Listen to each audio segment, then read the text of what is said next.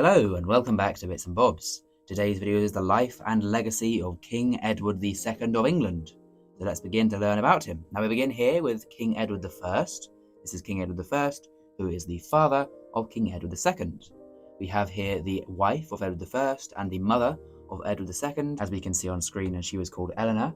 And then at Carnarvon Castle in Wales, whilst Edward I was campaigning around Wales, his son, Edward II, or of course then Prince Edward, was born on the 25th of April in 1284, like I say, in Wales at the time. Now some key facts. Edward II was the fourth born son to Edward I, and Edward II would have hardly known his parents as he was raised by a wet nurse, as of course his parents were very busy.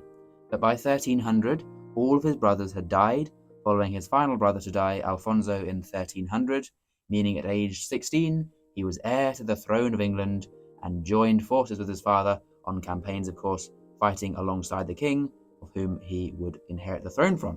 And he did so on the 7th of the 7th in 1307, meaning Edward II was proclaimed King of England following his father, Edward I's death. So then, here we can see him at his coronation, a depiction of the time, and he was crowned at Westminster Abbey, as of course all kings are, apart from a few exceptions. But like I say, the coronation was at Westminster Abbey, and it was on the 25th of February in 1308. And it would of course been a grand medieval ceremony held at the classical Westminster Abbey.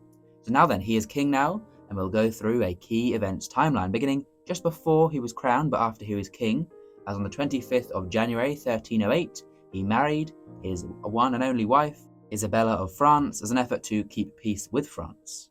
Now in 1312, a good friend of the king, King Edward II, was executed, who was called Piers Gaveston. He was an important person at the time, but was executed, upsetting the king. On the 13th of November in 1312, Edward II's first child was born, who was called Edward as well, so 3 Edwards would be in a row, as his firstborn son would become Edward III. As you can see there, he did have 4 other children as well.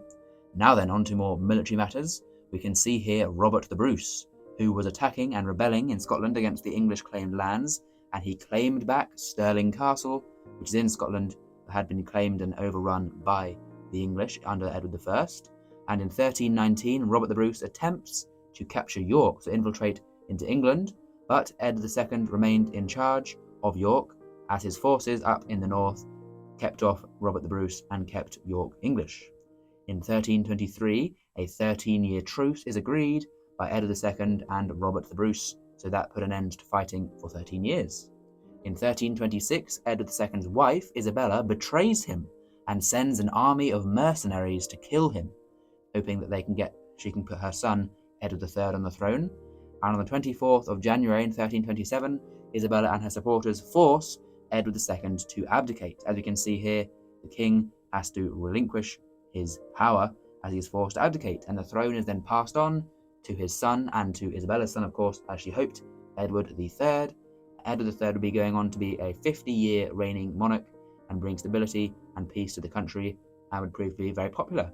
However, it did not end so well for Edward II, as only 8 months later, after he'd been forced to abdicate the throne, he was staying in Gloucester at the Grand Berkeley Castle, where he was, in fact, not having a great time, as he did end up being murdered by those who did not like him during his reign and sought to kill him. So he died on the 21st of September in 1327, aged 43, and died to murder. So there we go. Now comment down below any extra facts you know about King Edward II that we've missed in our short guide. Please of course subscribe if you've enjoyed. Thank you for watching, and we will see you again soon for some more coins in the future on Bits and Bobs.